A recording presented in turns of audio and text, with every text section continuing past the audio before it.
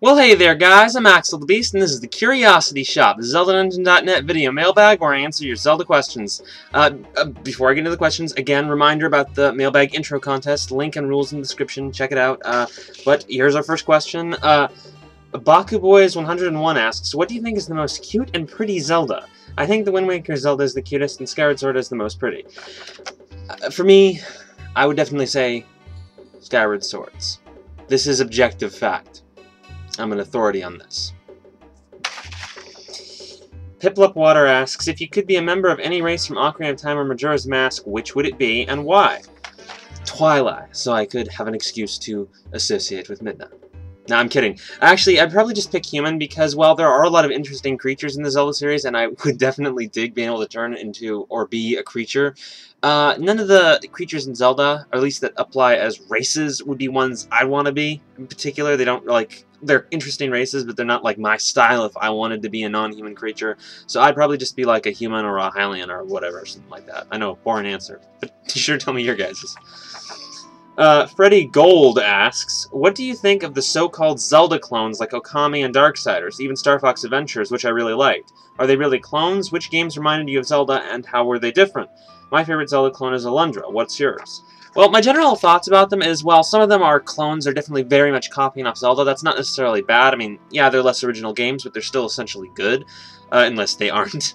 The only one I've actually played, sadly, is Star Fox Adventures, which I'm going to say I actually didn't think was a good game, like, at all. It was kind of mediocre, in my opinion. But Okami, from afar, and to be fair, I usually am pretty good at judging games from afar, but from afar, Okami looks like it's going to be my favorite. But Darksiders looks great as well, and there's other examples like 3D Dot Game Heroes, Whirlwind, etc. So there's a lot of games out there. Alundra looks great. I think it's good to see games that spawn, like, they spawn their ideas off from Zelda. But, you know, they're interesting, but Zelda's still my favorite series, so.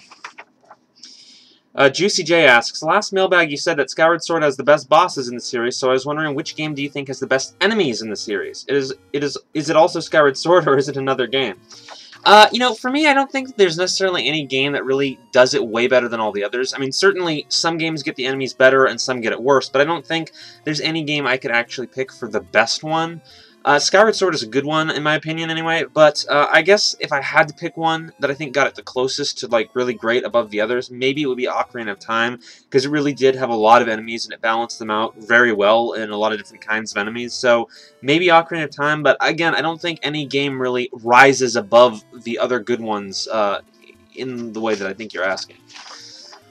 Happy Mask Salesman asks, what do you think of having more towns in future Zelda games? Basically more settlements other than the usual Hyrule Castle town or any other main cities.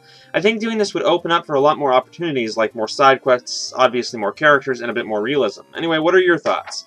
I definitely like the idea of expanding on Zelda's world and adding more to it. I don't think towns necessarily need to be the only way to do that, because they could have worlds that are just more primal or less developed, or they could have worlds that, you know, just more developed in a smaller area where only 1 or 2 towns are necessary. But I definitely do agree that they need to, they could and would benefit from expanding on the world, and I think more towns would be one of many ways they could do that. So yeah, I do agree to some extent. Roy asks, what is Zelda's transformation from the Triforce if Ganon's is a boar-like creature and Link's is a sacred wolf? Zelda doesn't have a transformation, at least that we know of. Ganon turns into the boar form, probably, but not necessarily because of the Triforce, because it's power, you know? Link isn't exactly directly from the Triforce. It's not like he has a wolf form. In Twilight Princess, he turned into the wolf because he was protected by the Triforce from the Twilight's corruption, but he's still transformed. It's not like the Triforce turned him into that. It was the Triforce protecting him from something else that turned him into that. And the wolf form isn't because of the Triforce either, that's because of Link himself. So that's about all there is to it. Emmy11197 asks, I was wondering your opinion on the Sheikah. and if you thought that in the new Zelda games that they would go more into the history of their people. I really hope they do, because I find Impa and Ocarina of Time to be really interesting and mysterious. Thanks. Well, honestly, I think that overall it's probably going to be like Skyward Sword is the only detail we're going to get on that. I mean, there's a lot of things that I think that the series should have expanded on for their history, and I thought they would in Skyward Sword, but they didn't a lot. But I still think that Skyward Sword's like the big prequel to the rest of the series, and I think that whatever we're going to explain and go into detail on, they kind of did in that game, unless they're going to expand on their future as opposed to their past. But I don't really honestly think that the Sheikah are going to be expanded a lot in future games, and I just think that Skyward Sword's about the most we're going to get on them. And said that they served the goddess, and that's about it. That extends to the royal family servitude. So sadly, it doesn't seem like there's going to be a lot more on that.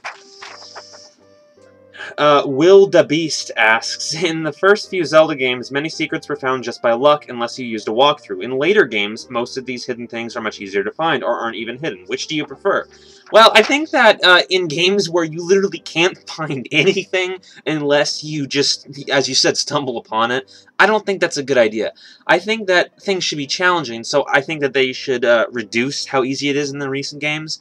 But I do think that there should be like some indication of what you're supposed to do. That's not to say give you the answer or even give you very many hints, but you have to have something you're actually following to find the secret. And I don't think the original game did that. But I think in some cases anyway, in the recent games, they do that too much. So there's a balance between the two which I think should be struck. I definitely don't think you should have to just guess where you have to find stuff, or that you should just know. It should be between them. Bridget asks, why do both the Fire Temple and the Mirror Shield in Ocarina of Time feature Islamic things? Like, you know, the chanting in the background that was later removed, and the Islamic symbol on the original Mirror Shield before that was later updated. Well, I don't know the specific reason why. They just probably thought it fit the area or fit the theme. But ultimately, this is something the Zelda series does a lot. It borrows elements from various cultures for no specific reason. It just thought they seemed good or sounded good or looked good in what they had going. The Rito in Wind Waker have various Native American like motifs, and so do the Kakariko village folk in Twilight Princess specifically. And there's like other examples of this, like you know, the rupees are an Indian currency. The boomerang is an Aboriginal weapon/toy. So you know, there's a lot of things like this, and this is just another one. There's no specific reason except maybe they thought it fit the desert area. I don't know.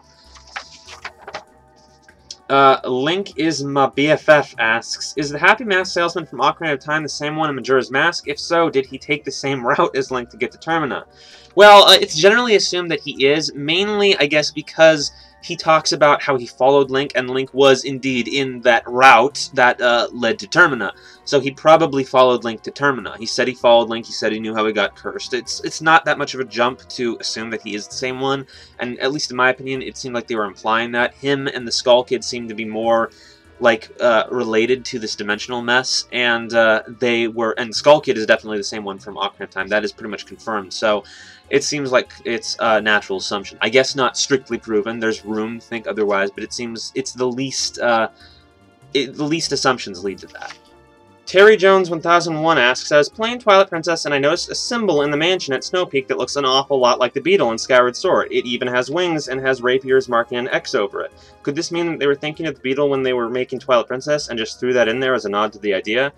I don't think so necessarily. At least I don't think you need to take that out of it, but the Beetle was designed, according to the creators, as a means of kind of replacing the boomerang with motion controls, trying to figure out what they could do with that concept of the boomerang with the motion controls. So I guess that your question comes down to another question of, were they planning a motion control game like Skyward Sword as early as Twilight Princess? And I don't think so, because they've kind of talked about how they started coming up with those ideas after they finished the game.